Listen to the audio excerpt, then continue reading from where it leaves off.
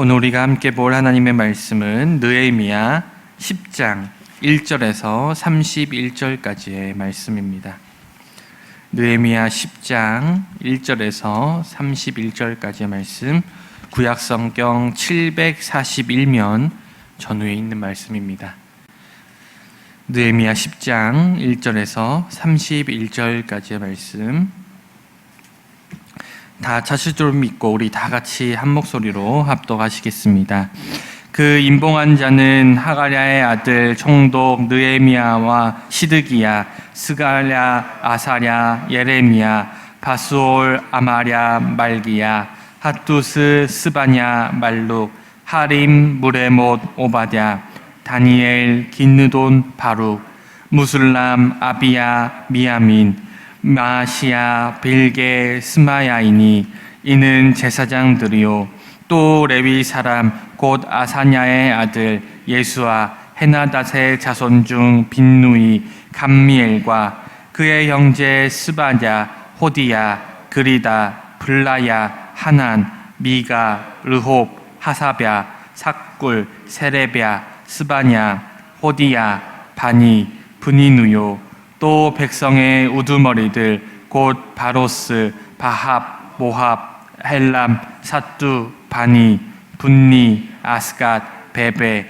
아도니아, 비그웨, 아딘, 아델, 히스기야, 아술, 호디야, 하숨, 베세, 하림, 아나돗, 노베, 막비아스, 무술람, 헤실, 무세사벨, 사독, 야뚜야, 블라랴, 하난, 아나야, 호세야, 하냐냐, 하숲, 할르에스, 빌하, 소백, 르흠, 하삼나, 마세야, 아이야, 하난, 아낫, 말룩, 하림, 바하나이니라. 그 남은 백성과 제사장들과 레위 사람들과 문지기들과 노래하는 자들과 느디님 사람들과 및 이방 사람과 절교하고 하나님의 율법을 준행하는 모든 자와 그들의 아내와 그들의 자녀들 곧 지식과 총명이 있는 자들은 다 그들의 형제 귀족들을 따라 저주로 맹세하기를 우리가 하나님의 종 모세를 통하여 주신 하나님의 율법을 따라 우리 주 여호와의 모든 계명과 규례와 율례를 지켜 행하여 우리의 딸들을 이 땅 백성에게 주지 아니하고 우리의 아들들을 위하여 그들의 딸들을 데려오지 아니하며 혹시 이 땅 백성이 안식일에 물품이나 온갖 곡물을 가져다가 팔려고 할지라도 우리가 안식일이나 성일에는 그들에게 사지 않겠고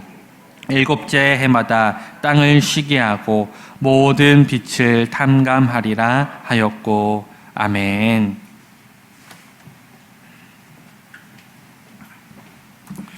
할렐루야. 우리 아버지 하나님은 사랑이십니다. 그 하나님은 여러분과 저를 사랑하십니다. 또한 그 하나님은 여러분과 저를 위한 놀라운 계획을 갖고 계십니다. 9월 20일 금요일 새벽 기도를 통해서 다시 한번 저와 여러분이 우리 주님의 풍성한 사랑을 체험하시고 또 우리를 향한 놀라운 계획을 발견하게 되시기를 주 예수 그리스도의 이름으로 축복합니다. 오늘 봉독한 말씀을 중심으로 특별히 29절에 있는 말씀인데요, 하나님의 율법을 지켜 행합시다 라고 하는 제목으로 여러분과 함께 은혜를 나누기 바랍니다. 한번 저를 따르시기 바랍니다. 하나님의 율법을 지켜 행합시다. 오늘 말씀은 이제 계속해서 8장부터 이어지는 말씀이거든요. 이제 8장에 보면 1절에 7월 달에 수문 앞 광장에 모였다고 그랬어요. 거기서 모여가지고 이제 그 이스라엘 백성들이 먼저 8장을 통해서 율법의 선포를 듣게 되죠. 다시 이제 말씀을 확인하는 거죠. 9장에 들어가면 거기서 회개와 그 은혜의 역사가 일어나고 10장에는 다시 한번 언약을 체결하고 헌신하는 시간이 드는데 이것이 항상 보면 은혜를 받는 순서라고 볼 수 있어요. 항상 말씀이 먼저 선포가 돼요. 그러니까 우리 신앙인은 말씀을 따라가는 거 아니에요. 말씀이 뭐라고 말하고 있는가, 거기에 따른 우리의 부족함과 연약함을 깨닫고 회개하는 거예요. 고백하는 거예요. 그리고 다시 한번 주의 뜻대로 살기를 결심하는 것이죠. 오늘 말씀과 내일 말씀에 보면 하나님께 헌신하는 한 4가지 정도 이야기 나오는데 이렇게 살겠습니다. 율법을 지키는데 먼저 이방인과 통혼하지 않겠습니다. 안식일을 지키겠습니다. 안식년을 지키겠습니다. 그 다음에 성전세를 내겠습니다. 11조를 드리겠습니다. 그리하여 오늘 이제 내일 본 마지막 39제 여호와의 성전을 버리지 아니하겠습니다. 무시하지 아니하겠다는 헌신까지 나오게 되는 것이죠. 이 말씀을 통해서 우리도 다시 한번 우리의 신앙이 말씀 중심의 신앙, 교회 중심의 신앙, 그리고 여호와의 성전을 잘 세워가는, 그래서 여호와의 성전을 버리지 않겠다는 결단이 우리에게 일어나기를 주님의 이름으로 축복합니다. 먼저 1절부터 27절까지는 좀 길지만 여러 사람의 이름이 나와요. 모두 84명의 이름이 나옵니다. 이것은 뭐냐면 하나님과의 언약을 체결하면서 인봉한 사람들, 사인하고 말아서 도장을 찍은 사람들. 그 당시의 도장은 우리의 도장이 아니라 어떤 진흙이나 밀랍 같은 걸 만들어 가지고 녹인 다음에 자기의 도장을 이렇게 찍어요. 찍은 다음에 그걸 종이에 덮습니다. 그러니까 그걸 떼면은 그때는 불법인 거죠. 그렇게 인봉한 사람들이 84명이 나와요. 먼저 느헤미야와 시드기야가 나오죠. 시드기야는 아마 느헤미야의 서기관이 아니었을까라고 생각을 해요. 먼저 흥미로운 것은 종교 지도자보다 정치 지도자가 먼저 나온다는 것이죠. 그래서 여기서 이제 흔히 말하는 신정국가, 종교국가라는 게 시작이 돼요. 여기서뿐만 아니라 항상 하나님을 중심으로 정치하는 분들도 먼저 하나의 백성이 세워져야 된다. 이제 영국 국교 같은 경우 보면 그 영국 국교의 수장이 목사님이나 그게 아니라 왕이 돼 있어요. 그래서 나라는 종교국가다. 이슬람 국가가 그렇죠. 또 그들이 종교와 정치가 분리되지 않기 때문에 이것 때문에 종교의 자유를 통해서 청교도가 미국에 와서부터 종교와 정치를 분리합니다. 종교와 정치 분리인데 그것이 다 옳은 건지 모르겠어요. 지금도 말이 많습니다. 어떤 사람은 정치와 종교는 분리되어야 된다. 저는 개인적으로는 같이 가야 된다고 생각하는 사람인데 이런 분리가 일어나는데 여기서 보면 먼저 하여튼 느헤미야가 일단 종교 지도는 아니었지만 와서 총독으로 와서 서기관을 두고 언약을 체결하되 제일 먼저 자기의 이름을 넣어요. 근데 헌신을 말하는 거예요. 내가 위다가 아니라 헌신했다, 그런 의미입니다. 그 다음에는 2절부터 8절까지는 이제 제사장들 명단이 나와요. 22명이 나옵니다. 근데 이것은 개인의 이름도 있고 집안의 이름도 있어요. 이 84명을 보면 개인도 있지만 대개 가문, 어디 송씨 집안, 어디 무슨 제 이런 식으로 나와 있어요. 제사장은 한 22명 중에서 15명은 집안의 이름이고 나머지는 개인의 이름입니다. 그리고 9절로 13절까지는 레위인들 명단, 제사장은 아니지만 종교적으로 성전을 섬기고 일하던 사람 명단이 17명이 나오는데 다 개인의 이름이 나와요. 여기서 특별히 예수아나 간미엘 같은 사람들은 율법을 선포할 때 앞에 서서 크게 선포했던 사람들이죠. 그리고 14절부터 27절까지는 여기 말하면 백성의 우두머리들, 즉 집안의 족장들, 무슨 집안의 대표가 되는 사람들, 그런 사람들이 44명이 나옵니다. 이 44명 중에서도 처음에 귀환한 사람도 있지만 나중에 귀환한 사람, 스룹바벨 때, 또 에스라 때, 느헤미야 때 귀환한 사람이 다르잖아요. 그 사람들이 섞여 있는 걸 보면 아마 다 종합적으로 이렇게 나왔던 것 같아요. 그래서 모두 83명의 개인의 이름과 집안의 이름이 나와요. 그래서 하나님께 헌신하고 또 언약을 체결한 사람들이죠. 어찌 보면 저와 여러분들도 비록 그런 명단은 없을지라도 그렇게 헌신의 하나님 중앙교회를 위해서, 하나님의 교회를 위해서 헌신한 자들이 된 줄로 믿습니다. 이것이 우리의만 개인으로 끝나는 것이 아니라 다음 세대까지 이렇게 이어져 갈 수 있길 바랍니다. 물론 우리의 자손들이 다 우리 교회에서 신앙생활을 하는 건 아니에요.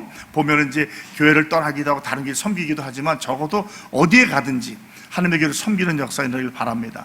이렇게 보면은 교회 안에서 한 세대가 지나가면서 그 세대 중에서 교회를 지키는 사람들은 20%, 10%가 채 안 되는 것 같아요. 그리고 그것이 전혀 이상한 것이 아니라 제가 섬겼던 거의 모든 교회는 다 그렇게 되더라고요. 하나님께서 아마 섞는 방법이 아닌가.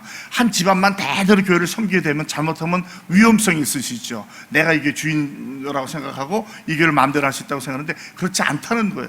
골고루 다 섞으셔서 이민 가기도 하고 이사 가기도 하고 또 오기도 하면서 다양하게 섞이는 것을 보게 돼요. 그러니까 그것은 중요한 것이 아니고 적어도 어디 가든지 나와 내 후손들이 하나님과 교회에 대해서 헌신하고 마치 언약을 체결하듯이 인봉하듯이 오늘 말씀처럼 여호와의 율법을 지켜 행하기를 헌신하는, 즉 주의 백성 살기를 헌신하는 결단이 일어나길 바라고 저와 여러분이 우리 자손들에게 그러한 신앙을 가르치게 되기를 또 그것이 이루어지기를 주님의 이름으로 축복합니다.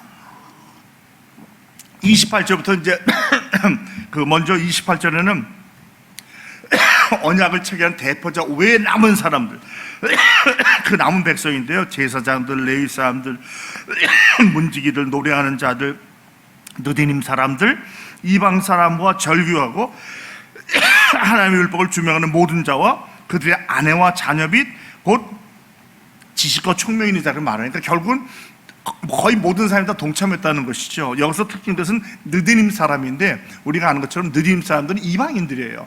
그들이 스스로 와서 이스라엘 백성의 종이 되겠다고 하고 우리가 조사해 보면 이들이 바로 수문을 지키던 사람이에요. 근데 지금 이 선포지에 어디에 있었다고 했죠? 수문학 광장에 있었어요. 그래서 이방인일지라도 하나님을 섬긴다고 할 때 하나님께서 귀히 보시고 섬겨주시는 것을 알 수 있어요. 그러니까 우리가 이전에 어느 종교를 가졌다 그건 중요한 게 아니에요. 여기 보면 이방인들과 절교하고, 절교는 뭐냐면 사업이나 인간관계를 다 끊는다는 거예요. 정치적인 문제로. 그러니까 얽히지 않는다는 것이죠. 그리고 하나님의 율법을 준행하기를 결정한 사람, 이들이 누구냐면 토라 준수자라는 언어가 있어요. 토라 준수자는 뭐냐면 이방인에도 불구하고 이들에게 찾아오든지 거기 살던 사람이 나도 이스라엘 백성처럼 살겠습니다 라고 해서 할례를 받고 이스라엘 백성 들어온 사람들이에요. 그런 사람들을 토라 준수자라고 말을 합니다. 어쩌면 우리가 유대인에서 입장해 볼 때는 우리도 토라 준수자인 거죠. 이방 유대인이 아니었으니까. 또 우리 교회로 만나면 이전에 다른 종교를 믿다가 전혀 종교 신앙이 없다가 예수 믿기를 결심한 그분들이에요. 그러니까 결국은 다 같은 백성으로 취급을 받는 거예요. 그런 분들은 아내, 자녀들, 지식과 총명이 있는 자들을 우리 8장 4절에 보면 알아들을 만한 모든 자들 그래요. 그러니까 이거는 우리가 말하는 것은 특별한 사람이 아니라 적어도 말이 전달돼서 이해할 수 있는 사람들, 아주 어린아이가 빼놓고 모든 남녀노소 빈부부 교화를 막론하는 거예요. 그러니까 우리가 다 포함되는 것이고 우리 자녀도 아주 영아들, 말을 못 알아듣거나 그런 아이가 아니라고 한다면 적어도 이스라엘 백성은 이제 5살 이상을 치거든요. 그런 모든 사람들이 하나님께 이제 맹세하는 거예요. 29절에 보면 그들의 형제 귀족을 따라, 형제 귀족은 뭐냐면 앞에 나온 그 정치 지도자, 그다음에 제사장들, 레위 사람들, 족장들을 말하요. 이들을 따라서 어떻게 맹세하냐면 저주로 맹세했다고 그래요. 이건 뭐냐면 맹세하되 내가 주님을 따르겠습니다 정도가 아니라 만약에 따르지 않는다면 저주를 받겠습니다 그런 의미가 있어요. 그러니까 굉장한 헌신이죠. 그냥 대충 말로만 하는 게 아니라 정말 내가 저주를 받아도 좋사오니 그렇게 하겠다고 말을 하는 거예요. 신명기 27장에 그런 내용이 남아있죠. 그리고 이제 신명기 28장에 가면 68절을 거쳐서 순종하면 복을 받고 불순종하면 저주받는 게 나오는데 순종하면 복을 받는다고는 19절이에요. 근데 불순종하면 저주받는 날이 49절이 나와요. 그러니까 저주를 굉장히 강조하고 있어요. 우리가 복 받는 길을 살아야 된다. 이제 복 받는 내용, 이제 항상 기도하는 게 들어와도 복을 받고 나가도 복을 받고 누웠을 때나 일어났을 때나 집에 있을 때나 들어 있을 때나 손을 받고 우리가 잘 되고 자녀 손이 잘 되고 우양의 새끼가 잘 되고 떡강주가 차고 넘치고 하는 이 내용이 거기에 나와 있는 거거든요. 그러니까 이러한 복과 저주를 분별하면서 만약에 축복 받는 것도 중요하지만 우리가 순종하지 않을 때는 저주까지도 받겠습니다. 이거 대단한 결정이죠. 우리 말하면 뭐랄까요? 손에 장을 진다고 할까요? 나한테 천벌이 있을 거야. 이런 식으로 헌신을 하는 거예요. 이건 대단한 헌신이죠. 그러면서 뭐라고 맹세하냐면 하나님의 종 모세를 통하여 주신 하나의 율법, 즉 우리 말하면 이제 십계명을 비롯한 모든 율을 말하죠. 우리 주 여호와의 모든 계명, 규례, 율례, 이것은 자세하게 공부를 하는 건데 한마디로 말하면 주님이 주신 계명을 지키겠다는 거예요. 지켜서 행하겠다. 다시 말하면 순종하겠다는 것이죠. 저와 여러분 다른 건 몰라도 하나님의 말씀이라고 하면 순종하시기를 주님의 이름으로 축복합니다. 토치를 달지 말고 우리 문화와 다른 데가 아니라 적어도 그 원리와 원칙만큼은 지키는 것이 우리에게 필요한 것 같아요. 그러면서 그 내용이 나오는데 첫 번째가 뭐냐면 30절에 우리의 딸들을 이 땅 백성에게 주지 아니하고 우리의 아들들을 위하여 그의 딸들을 데려오지 않겠다. 신명기 7장 3절로 4절에 보면 이 얘기가 나와요. 만약에 이렇게 안 하면 저주를 받겠다고 말합니다. 오늘날로 말한다면 이제 우리가 우리 자녀들 신앙의 신앙인들과 만나서 결혼하게 하는 게 중요하죠.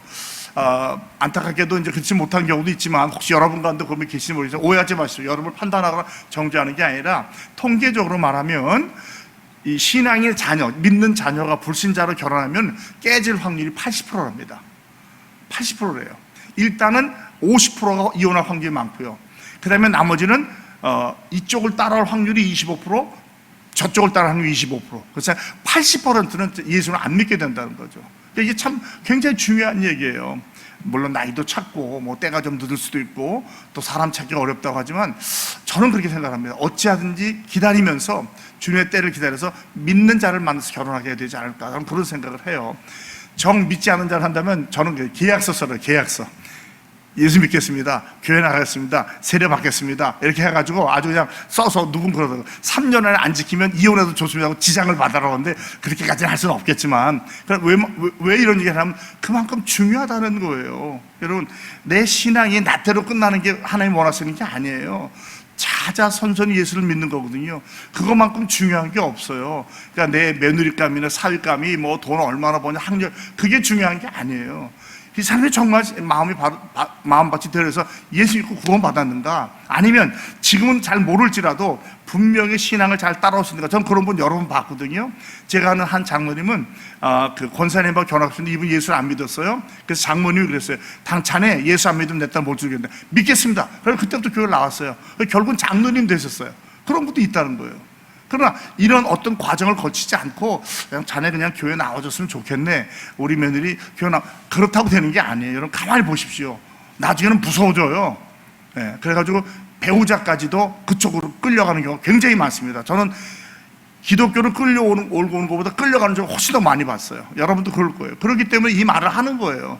절대로 뭐 배타적이거나 뭐 다른 민족을 싫어한다는 게 아니라 여기서 말하는 것은 유대인이 문제가 아니라 신앙의 문제, 신앙을 잘 지키고 전수해야 된다는 거예요. 왜냐하면 왜 결혼 문제가 나오냐? 신앙에는 결혼에는 신앙이 따르거든요. 우리 솔로몬 왕 보잖아요. 정략적으로 결혼했다가 이방신을 다 끌어들이잖아요. 그러니까 여기에는 그것이 있는 거예요. 그러니까 우상 숭배를 하지 않겠다는 중요한 율법을 이야기하는데 왜 제일 먼저 자녀들 결혼부터 얘기할까요? 거기에 신앙의 문제가 달려있기 때문입니다. 그 다음에 31절에 혹시 이 땅 백성이 안식일에 물품이나 온갖 곡물을 가져다가 팔려고 할지라도 우리가 안식이나 성일에 그들에게서는 사지 않겠다는 거예요. 그러니까 뭐 유대인들이 당연히 매매를 안 하겠지만 이 당시엔 생활이 어려웠기 때문에 이 재건되는 시기니까 아마 이 이방인들이 주일날도 우리를 말하면 물건을 와서 팔았던 것 같아요. 이제는 사지도 않겠다는 거죠. 사지 않으면 그들이 팔지도 못할 거죠. 그러니까 주일을 성수하겠다는 거예요. 주일 성수도 굉장히 중요하죠. 유대인들은 이런 말을 해요. 유대인이 주일을 지킨 것이 아니라 안식일이 유대인을 지켰다 그래요. 우리를 말하면 우리가 주일을 지킨 것이 아니라 주일이 우리를 지켜주는 거예요. 이게 굉장히 중요한 의미입니다. 피치 못할 사정이 있죠. 국방의 의미를 감당하든지 뭐 경찰 공무원이라든지 군인이라든지 소방대원들은 주일날도 일을 해야 돼요. 사회 질서를 지키기 위해서. 그러나 그렇지 않다고 하면 주일을 제대로 지키는 게 중요합니다. 출장을 갔다, 해외에 갔다, 그래도 얼마든지 주일을 지킬 수 있는 방법이 있습니다. 지역교회 나갈 수 있는 거, 정 안 되면 요즘엔 TV를 보면서 주일을 지킬 수 있는 거예요. 그러니까 그런 핑계를 대지 말고 하라는 거죠.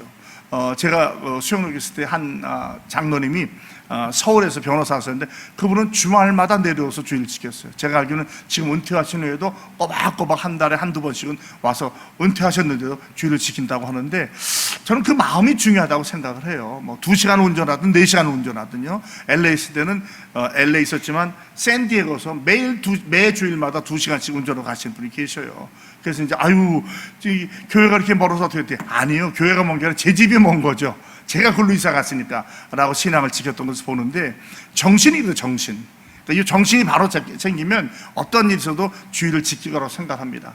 여러분들도 이미 여러분들 뭐 그러지 않겠지만 혹시 우리 자녀들한테도 이런 것을 잘 지도하셔서 주일 성수만큼 놓치지 않도록, 우리 선배님들은 주일 성수에 생명을 걸었잖아요. 그러한 마음이 필요하다고 생각이 들어요. 그 다음에 세 번째, 7째 해마다 땅을 쉬게 하고 모든 빚을 탕감하여. 이런 안식년의 문제거든요.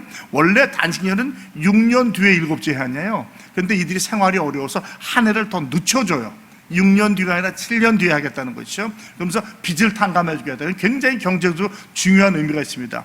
평생 빚에 쓰들려 사는 사람이 없게 하겠다. 물론 이걸 가지고 이제 뭐 악용해가지고 나 빚 안 갚아도 되겠다 아니겠죠. 성실히 갚지만 형편이 안 되는 분이 있어요. 그러면 6년 때가 되면 안식년을 맞이하면서 땅도 쉬어야 되고 그들도 빚을 지지 않는 거죠. 실제적으로 학자들은 말하기를 땅이 우리가 하다가 무슨 기억이 잘 안 나요. 우리 농사 짓는 분 보면 땅을 쉬게 만드는 게 있잖아요. 그게 굉장히 중요하답니다. 계속 북한까지 하다 보면 아무것도 안 자라고 그냥 땅은 있는데 아무것도 안 되고 막 질소를 많이 부려를 해도 너무 많기 때문에 자라지 못한다는 거죠. 그런데 쉬게 해주면 그 회복이 되면서 계속해서 더 좋은 경작을 할 수 있다고 그래요. 그런 얘기 들어보셨잖아요. 왜 두 사람이 나무를 하러 갔는데 한 사람은 하루 종일 쉬지 않고 했고 한 사람은 1시간 2시간마다 한 15분씩 쉬었는데 하루가 지나고 보니까 누가 나무를 더 많이 팼어요? 쉰 사람이 더 많이 했다는 거죠. 왜 쉬었냐? 왜 그러냐? 쉬면서 도끼날도 갈고 휴직도 하면서 더 힘을 얻어서 일을 할 수 있다는 거죠. 무조건 많이 하는 게 다 좋은 건 아닌 것 같아요. 지혜롭게 쉬어가면서 능력 있게 하는 것이 중요한 것 같아요. 우리도 마찬가지죠. 그러니까 우리가 일을 할 때도 이 주의를 지키는 게 굉장히 중요합니다. 불란서 혁명 때 주의를 안 지켰더니 너무 이 능률이 안 오르고 아픈 사람이 많았어요. 그래서 열흘에 한 번 쉬었답니다. 우리는 일주일에. 그것도 안 되더래요. 그래서 결국은 하나님이 만드신 이 6일 하고 일을 쉬는 게 정말 성경적이라는 얘기 많이 나왔는데 우리가 이것이 굉장히 중요한 거예요. 그래서 이제 정말 피치 못할 사정이 아니라면 저와 여러분도 적어도 일주일에 하루만큼은 특히 주일은 쉬는 시간, 바쁘게 돌아다니는 게 아니라 여유를 가지고 신방을 한다든지 책을 본다든지 성경을 본다든지 찬양, 쉬는 시간이 있어야 돼요. 그래서 회복이, 그거는 노는 게 아니거든요. 이건 쉼을 통해서 재충전이 되는 거거든요. 그러나 제가 꼭 지키시기 바랍니다.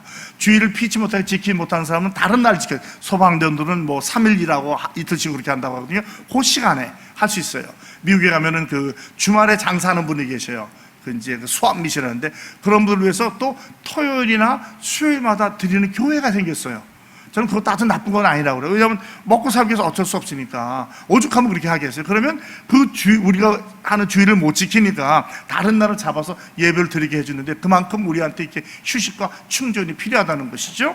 그리고 이제 내일 말씀을 보면 성전 세를 내겠다. 옛날에는 반세계를 냈는데 이때는 형편이 어려우니까 3분의 1세계를 내겠다. 그 다음에는 11절로 꼭 드리겠다. 그래가지고 성전 관리를 잘 해가지고 다시는 여호와의 전을 버리지 않겠다고 그래요. 그러니까 우리도 우리가 이제 새 성전을 짓게 되지만 잘 관리하지 않으면 그냥 어떤 이런 일이 생기는 거예요. 마음의 성전도 중요하고 우리 앞에 세워지는 성전도 중요하고 지금 이 성전도 마찬가지예요. 여기 임시니까 대충 해도지 그거 아니에요. 계속 우리가 그래서 관리지사님이 계속하는 이유가 뭡니까? 계속 잘 유지하는, 최선을 다해서 유지해서 오면은 기도하고 싶은 마음, 말씀 보고 싶은 마음, 찬양하고 예배하고 싶은 마음이 생기게 하는 것이죠. 또 그것이 계속 이어져서 새성전에도 그런 일이 일어나기를 바랍니다. 말씀 맺겠습니다. 84명이 이스라엘 모든 민족을 대표했듯이 우리가 앞으로 올 다음 세대, 우리 자손을 대표해서 마음으로 하나님께 언약을 드리고 인봉하시는 저와 여러분이 되길 바랍니다. 그래서 우리의 자녀선들이 어디에 가든지 우리와 같이 신앙을 잘 지키고 하나님 중심, 교회 중심, 또 예배 중심으로 살아가시도록, 말씀 중심으로 살아가시도록 잘 지도하시고, 또 아직 결혼하지 않은 자녀선이 있다면 어찌하든지 꼭 믿는 자와 결혼해서 신앙의 가정이 이루어질 수 있도록, 신앙의 전수가 될 수 있도록 하시고, 또한 주일은 어찌하든지 주일 성수에 생명을 거시고 아무리 세월이 흘러도 변하지 않는 원리와 원칙이 있거든요. 정신이 있거든요. 그 원칙을 지키시 바라고, 또 앙신년을 잘 기억해서 쉽진 않지만 허락한다면 그런 시간을 찾아서 쉬어가면서, 이제 요즘에는 또 안식년 대신에 안식월이라는 게 있어요. 우리 목사님들이나 선교사님들은 6년하고 1년을 쉬니까 너무 교회 사역이 어려워져서 어떤 분 이제 그것이 3년에 6개월 하다가 요즘에는 1년에 한 달을 쉬는 경우가 있어요. 그래서 충분한 휴식을 취하는 거죠. 저는 그게 꼭 필요하다고 생각을 해요. 우리 교회는 없지만 많이 아쉽습니다만은 좀 그런 제도가 있어서 특별히 우리 단교회 같은 경우는 좀 쉬면서 충전 얻고 말씀도 연구하고 새롭게 돼서 항상 새롭게 말씀을 증거하고 전하는 그런 기회가 있으시기 바랍니다. 여러분 이 정신 잊지 마시고 항상 여호와의 율법을 지켜 행하시는, 그래서 주님이 예배하신 모든 복을 누려받으시고 흘려보내는 축복의 통로가 다 되시기를 주 예수 그리스도의 이름으로 축복합니다. 하나님 아버지 고맙습니다. 이스라엘 백성들이 수문앞 광장에 모여서 먼저 말씀의 선포를 듣고 그들의 죄를 회개하며 새롭게 언약을 갱신하면서 헌신과 결단하는 것을 보면서 우리에게도 이러한 일이 날마다 매주마다 계속해서 있을 수 있도록 도와주시옵소서. 우리 삶을 항상 말씀으로 돌아보게 하시고, 말씀에서 부족한 것이 있다면 고치고 바로 잡게 하시고, 그 말씀을 따라 계속해서 순종할 뿐만 아니라 우리만이 아니라 우리 자손에게까지 그 신앙을 잘 전수하게 도와주셔서 우리 자손들이 믿음의 배우자를 만나서 신앙이 전수되게 하시고, 어디에 가든지 믿는 백성으로 살아갈 수 있도록 말씀 중심, 교회 중심, 예배 중심으로 살아가게 하여 주시옵소서. 오늘도 더욱더 하루를 주님과 동행하게 하시고 주의 나라와 의를 구하며 살아가는 우리 모두가 되게 하여 주시옵소서. 주 예수 그리스도의 이름으로 감사하며 간절히 축복하며 기도합니다. 아멘.